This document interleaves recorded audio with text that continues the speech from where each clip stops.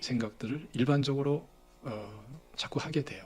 그리고 또 거기에 대한 이유들도 많이 설명을 합니다. 근데 오늘 본문 말씀을 통해서 이 시간에는 구속사적인 측면에서 우리가 기도해야 될 이유를 우리가 분명히 이해하는 것, 여기에 초점을 둬서 우리가 함께 말씀을 나누게 될 것입니다.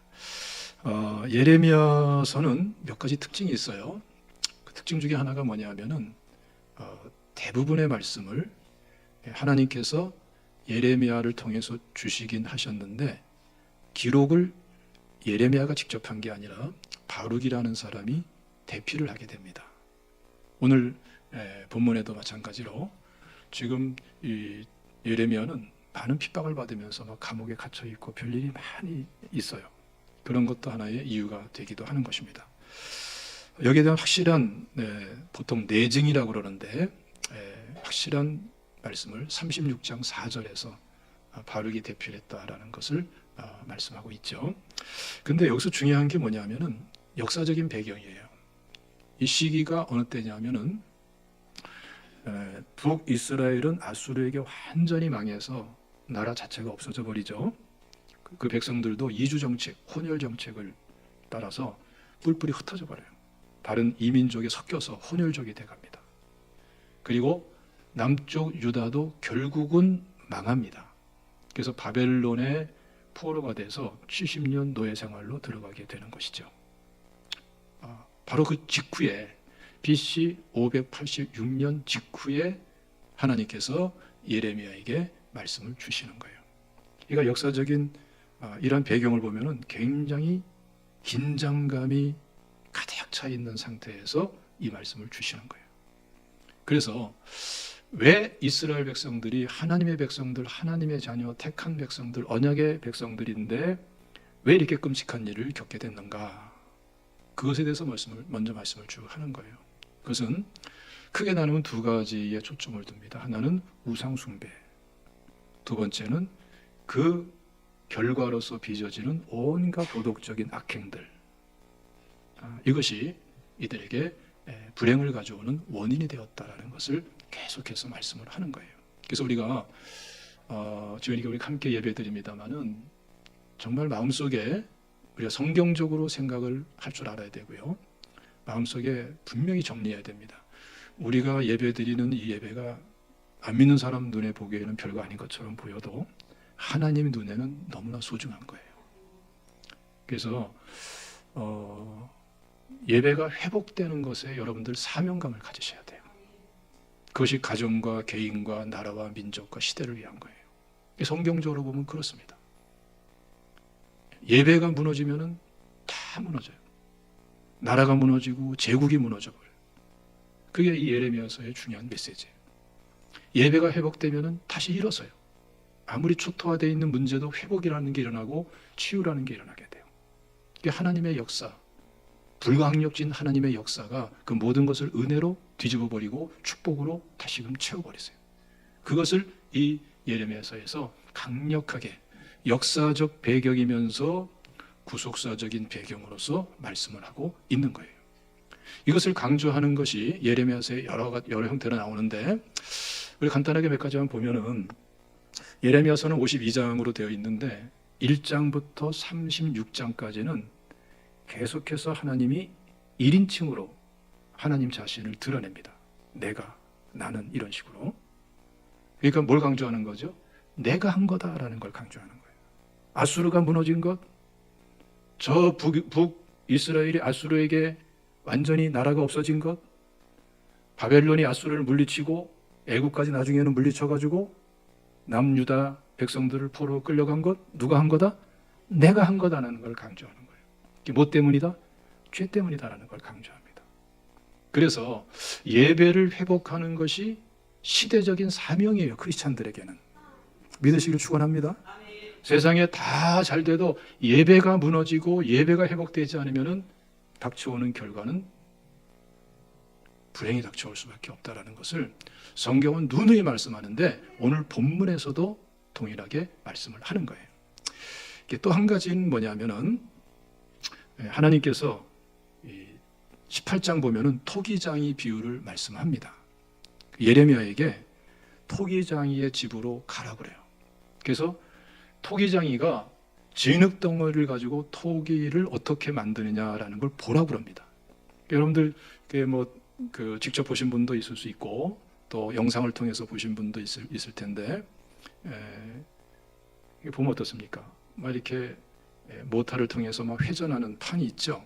그 위에다가 진흙덩어리 얹어놓고 막 돌리면서 그러면서 그릇도 만들고 뭐 항아리도 만들고 그래요. 옛날에 모터는 없었지만 동일한 원리가 있어요. 발로 밟으면서 회전시키면서 이 토기를 만드는 거예요. 그러다가 뭔가 모양대로 안 되면은 부셔버리고 다시 개어서 물 부어서 개어서 다시 만들죠. 이건 토기장이가 진흙덩어리를 가지고 토기를 만들기도 하고 부수기도 하고 다시 깨뜨리기도 하고 다듬기도 하고 이것을 보라 이거예요. 그러면서 강조하는 게 뭐냐 하면은 하나님께서 나라를 뽑아 버려 내동댕이 치는 것도 하나님이 하는 거고 나라를 세우는 것도 하나님이 하는 것이다. 이스라엘의 이 참혹한 역사적 배경의 현장 속에서 지금 말씀을 하시는 거예요. 그러면서 무엇을 기준으로 하나님이 이렇게 행하시냐? 이 토기장이의 비유를 통해서 말씀하는데 8절 말씀 보면은 아무리 이스라엘 그 백성들이 악행을 저지른다 할지라도 그래서 하나님께서 심판을 내리려고 계획했다가도 이들이 참되게 회개하고 돌이키면은 하나님께서는 심판을 유보하고 그들을 세운다 이거예요. 그런데 아무리 축복하려고 계획했다 하더라도 이들이 악행을 저지르고 죄를 고집하고 나가면은 결국은 하나님께서는 주시고자 했던 축복을 걷어버리시고 그들을 징계하고 심판하신다는 거예요. 이걸 간단 명료하게 그리고 실감 있게 토기장이의 비유로 말씀을 하는 거예요. 여러분 개인도 사업체도 나라도 민족도 이렇다는 거예요. 실제로 우리가 세계사를 쭉 보면 어떻습니까? 로마 제국이 망한 게 왜 망했습니까? 타락 때문에 망했어요. 스스로 자해하는 역사였습니다. 그러면서 몰락해가요. 이게 무서운 거예요. 나라가 망하는 게 그렇게 망해요. 자해하는 자해하는 역사 속에서는 망할 수밖에 없어요. 그러니까 하나님 앞에서 우리가 온갖 우상들을 다 버리고 탐심은 우상 숭배라고 그랬죠? 그렇죠? 여러 형태의 우상을 제해버리고 예배를 회복하는 것이 축복의 길이에요. 그게 나라를 위한 길이고 민족을 위한 길이에요. 믿습니까? 지금 우리나라 굉장히 위태위태합니다. 언제 무슨 일이 벌어질지도 모르면서 또 한편 생각하면은 잘하면은 엄청나게 지금과 비교할 수 없이 엄청나게 더 번영할 수 있는 그러면서 정말 세계 선교의 축을 이룰 수 있는 그러한 나라도 될 수 있는 게 현재 우리 대한민국이에요. 참 묘한 상황에 있습니다. 이때 우리가 가장 노력할 게 뭐냐? 이 땅에 한국교회가 우리 제자교회 성도님들이 정말 바르게 초점 맞춰서 노력할 게 무엇이냐? 우상을 제하고 그리고 예배를 회복해야 돼요. 예배 회복 운동이 일어나야 돼요. 할렐루야. 그래야지만이 온갖 죄악들이 떠나갑니다. 여러분들 한번 집에 돌아가셔서 로마서 1장 21절부터 쭉 읽어보세요. 지난주에도 이 부분을 잠깐 말씀드렸습니다만은 예배가 무너지니까 그 자리에 우상이 들어와요. 다른 어떤 대상을 어떤 형태라도 어떤 개념을 가지고라도 사실상의 예배의 대상으로 삼게 돼버려요.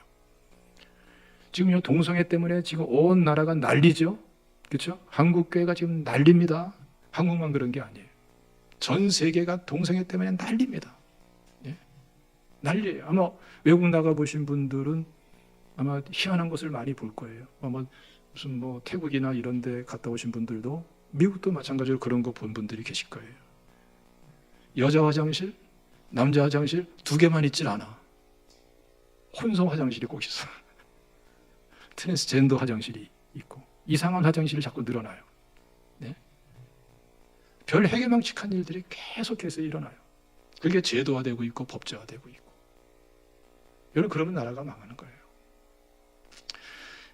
고대 사회에도 동성혼이 있었지만 오늘날처럼 이렇게 체계적으로 법제화까지 하면서 대규모적으로 하나의 동성애가 주류가 되는 것이 아닌가 할 정도의 교육까지 동원시키면서 이렇게 동성애가 퍼진 적은 역사상 제가 알기로는 처음이에요. 저도 역사 공부를 많이 할 기회가 있었는데 처음이에요, 제가 알기로.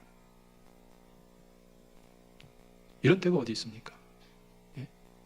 이러면은 해답이 없는 거예요. 예. 제가 알기로는 제 나름대로 추적을 하고 자료를 보면서 제가 파악한 것은, 또 그쪽 분야의 이제 전문가들 얘기를 들어보고 한 것은, 이 공산화 운동이 새로운 형태를 지니면서 동성애 운동이 가속화됐어요. 안토니오 그람시라는 이탈리아의 공산 사상가가 있어요. 그 사람 평생 그 사람 사형 선고받았다가 무기징역으로, 그리고 감옥에서 죽는데, 2차 대전 이후에 이 사람이 그 감옥에 갇혀서 편지를 씁니다. 그것이 모아져서 책이 돼요. 그것을 소위 안토니오 그람시의 옥중 서신이라 그래요. 그 책을 지금도 구입할 수가 있어요. 큰 서점을 통해서. 저도 하나 구입해서 봤더니 읽을 가치가 없어서 안 읽었어요. 대충 파악만 하고. 참 무가치한 거예요.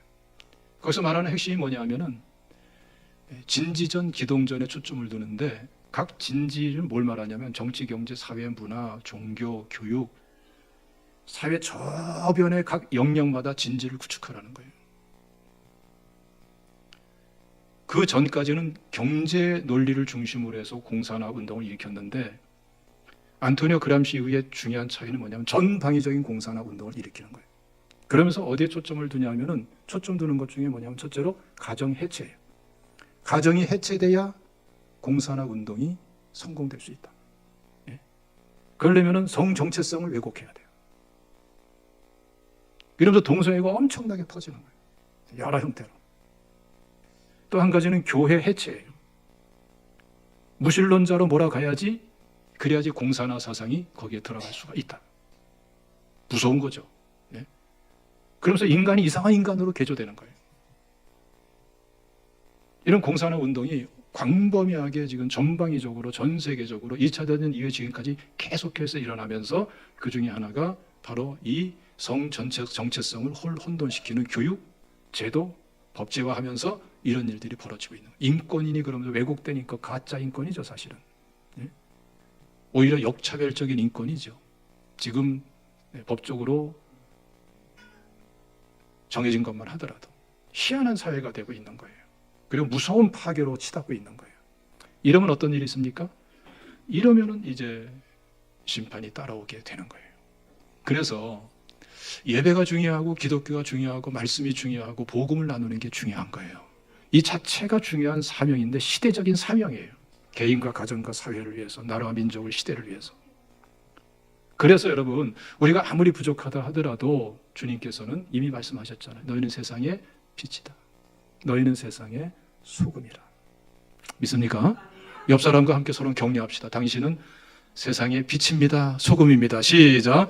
당신은 세상의 빛입니다. 소금입니다. 맞습니다. 우리가 완전해서 그런 게 아니고, 부족해도 우리는 구원받은 하나님의 자녀고, 우리에게는 복음이 있고 복음을 나눌 수 있기 때문에 빛이요 소금이라고 말씀을 하시는 거예요. 믿습니까?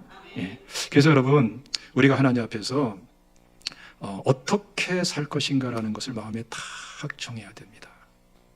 예. 오늘 말씀에 3절 말씀은 우리가 잘 아는 말씀이 있죠? 한번 다 같이 읽어보겠습니다. 시작. 너는 내게 부르짖으라. 내가 내게 응답하겠고 내가 알지 못하는 크고 은밀한 일을 내게 보이리라. 크고 은밀한 일. 지금 이러한 역사적 배경 속에서 바벨론 포로로 다 끌려가 버린, 걸을 수 있는 사람마다 다 끌려가 버린, 바벨론까지 보통 엄청난 거리인데, 예?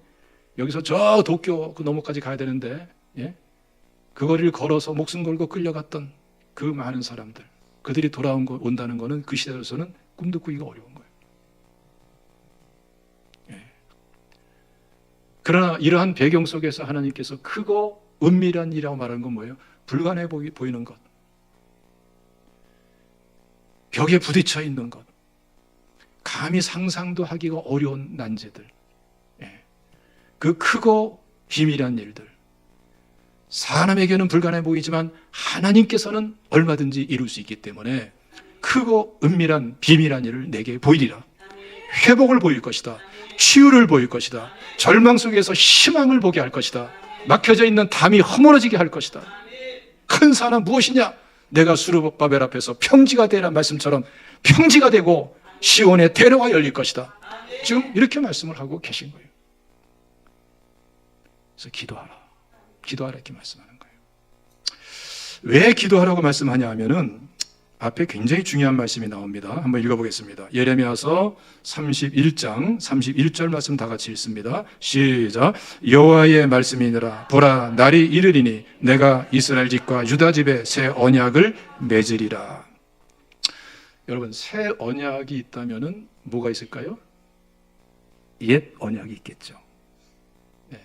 이스라엘 백성들은 하나님께서 맺어주신 말씀 언약을 다 깨뜨려 버렸어요. 그래서 불행이 왔어요. 그런데 가만히 하나님께서 이 백성들을 보니까 어때요? 스스로는 바르게 쓸 수가 없어. 기록된 말씀으로는 인간이 되지 못해. 지금까지 살아오면서 많이 경험했죠. 내가 나를 변화시키지 못하고 있구나. 내가 나를 새롭게 하는 것이 이렇게 불가능할 정도로 어렵구나. 그러니까 여러분, 제발 부탁인데 남편 변화시키려고 하지 마세요. 힘들어요. 부인 변화시키려고 상상도 하지 마세요. 여러분 못해요. 괜히 피곤하고 힘들고 상처받아요. 인간은 그렇게 쉽게 안 변해. 하나님도 이걸 아셔서 새 언약을 맺어주시는 거예요. 근데 새 언약 속에서는 변화가 일어나. 여기에 우리 희망이 있어요. 새 언약 속에서는 그렇게나 안 변할 것 같은 남편도 변해. 아내도 변해. 자식도 변해. 악당 같은 사람들 사회생활에서 만날 수 있죠. 그분들도 얼마든지 변해요. 왜냐하면 하나님께서 변화시키시기 때문에. 그게 바로 새 언약 속에 약속되어 있는 은혜예요. 자, 이걸 여러분 우리는 사실은 이미 경험하고 체험하고 있는 것입니다. 한번 확인해 봅시다. 자, 33절 다 같이 읽습니다. 시작. 그러나 그날 후에 내가 이스라엘 집과 맺은 언약은 이러하니 곧 내가 나의 법을 그들의 속에 두며 그들의 마음에 기록하여 나는 그들의 하나님이 되고 그들은 내 백성이 될 것이라. 여호와의 말씀이니라. 여러분, 그 전에 이 전까지는 옛 언약 속에서는 뭐가 있었어요? 말씀이 있었지만 십계명이라는 돌판에 새겨져 있는 말씀, 파피루스 지에 또는 우피지, 양피지에 기록되어 있는 말씀이었어요. 이게 뭘 의미하냐면은 우리가 구약의 성도들을 가만히 들여다보면 말이죠, 형식주의로 끝나죠. 마음은 안 담겨. 형식을 지키기에도 급급해. 그러니까 마음 없이 형식만 있어. 율법주의라는 게 그래서 나오는 거예요. 근데 하나님께서 지금 말씀하는 게 뭐냐면은 그 형식주의가 같은 신앙생활, 써있는 문자적인, 새겨져 있는 문자적인 그러한 형태의 동떨어진 말씀과 동떨어진 그러한 신앙생활은 해답이 없다. 계속해서 고난의 연속일 뿐이다. 하나님께서는 이 말씀을 어디에 기록하겠다는 거예요? 우리 속에, 우리 마음에. 다시 말하면은 말씀이 우리 마음에 담기게 해 주시겠다는 거예요. 여러분 한번 점검해 보세요. 여러분들 성경 66권 달달달달 외워가지고서 예수 믿은 사람 있으면 손 들어봐요. 아무도 없죠. 이 교양이 충만하다고 해서 예수 믿을 수 있는 것도 아니고 스펙 가지고 믿는 것도 아니에요. 근데 이상하게 왠지 모르게 그렇게나 안 좋아 보였던 신앙생활을 하고 싶고, 교회 나가는 사람 왜 그럴까 궁금하기도 하고, 그렇게나 핍박까지 했던 내가 이상하게 왠지 모르게 끌림이 있고, 근데 그때 누가 와서 교회 나가자고 그러고 또 뭐 복음을 들려주겠다고 그러고, 근데 듣는데 이상하게 내 마음속에 담겨지고 죄가 깨달아지고 회개하게 되고 예수님을 믿게 되고, 아는 것은 몰라도 복음이 내 심령에 담겨요. 그러면서 신앙생활한 거 아니에요? 하나님께서는 우리의 마음속에 말씀을 담아주시는 거예요. 할렐루야. 이 은혜로 우리가 하나님의 자녀가 된 것임을 믿으시기를 주님의 이름으로 축원합니다. 자, 34절 읽어봅시다. 시작. 그들이 다시는 각기 이웃과 형제를 가르쳐 이르기를 너는 여호와를 알라 하지 아니하리니 이는 작은 자로부터 큰 자까지 다 나를 알기 때문이라. 내가 그들의 악행을 사하고 다시는 그 죄를 기억하지 아니하리라. 여호와의 말씀이니라. 물론 하나님을 아는 정도는 사람마다 다 틀려요. 그야말로 눈곱만큼 아는 사람도 있고 이따만큼 아는 사람도 있어요. 하나님을 아는 정도는 굉장히 다를 수밖에 없어요. 근데 공통점은 뭐냐면은 하나님을 안다는 거예요. 예수님을 영접했다는 거예요. 우리는 복음을 그냥 지식으로만 받아들인 것이 아니라 말씀 복음을 통해서 예수 그리스도를 영접함으로써 복음의 실체를 받아들인 거예요. 하나님을 알아요. 성령의 은혜는 우리 가운데 있어요. 믿습니까? 그것으로 끝나는 것이 아니라 참 놀랍죠.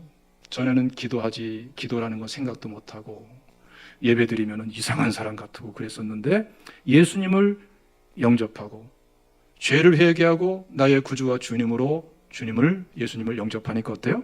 어느새 나는 예배자가 돼 있고 기도자가 돼 있고 찬양을 하게 되고.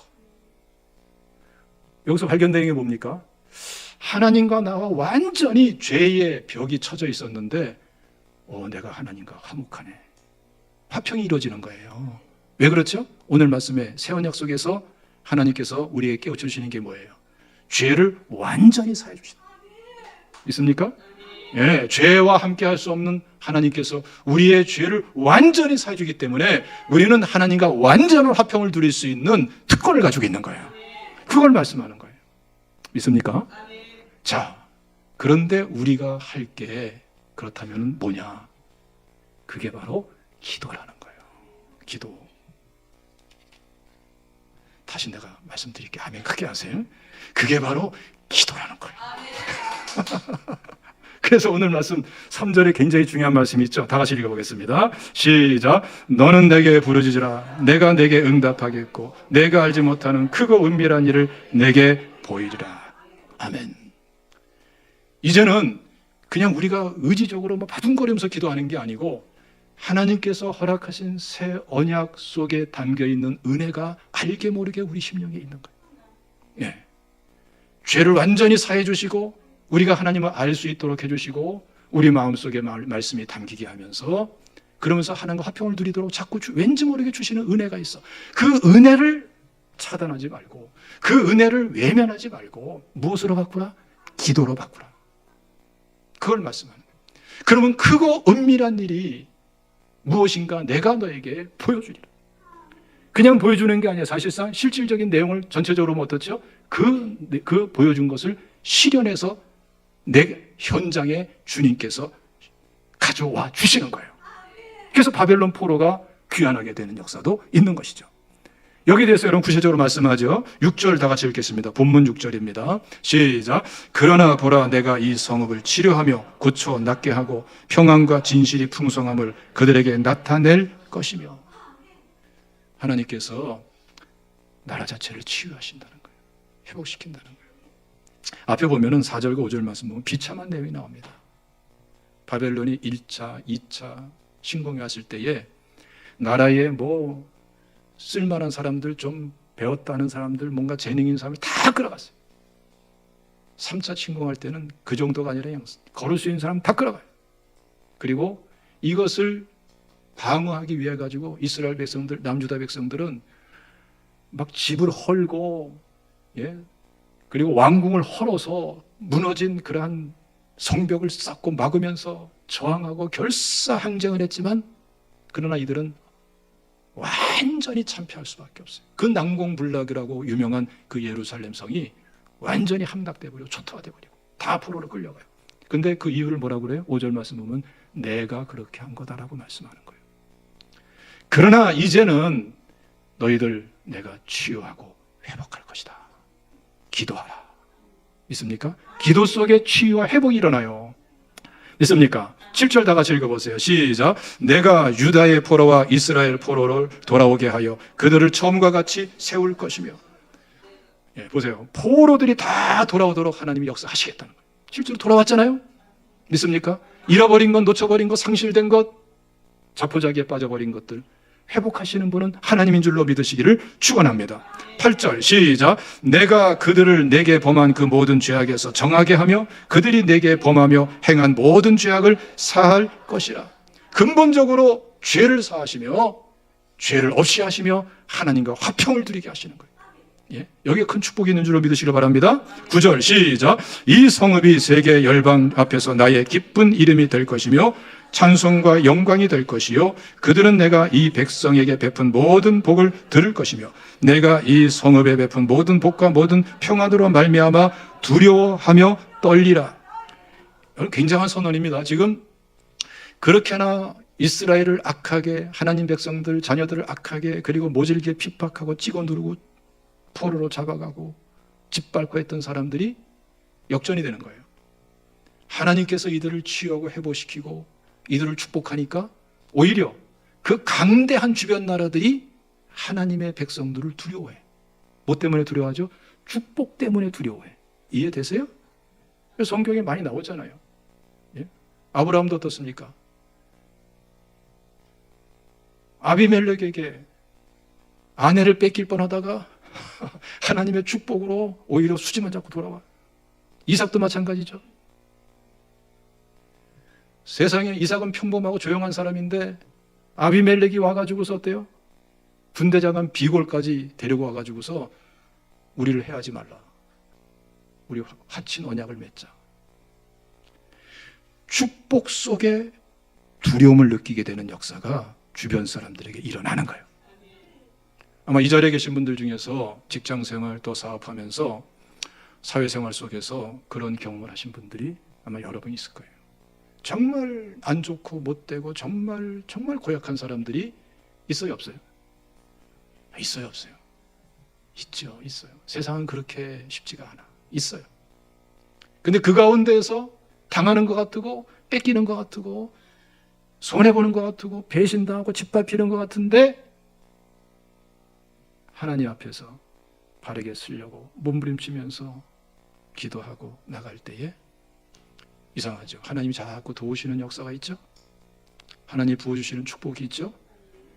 그때마다 정말 안 좋은 사람들은 뭘 느낍니까? 두려움을 느끼는 거예요. 두려움을. 여러분 승리하되 축복으로 승리하는 여러분 되시기를 주님의 이름으로 축원합니다. 그래서 새 언약의 성취로서 축복으로 승리할 수 있도록 기도해야 된다는 거예요.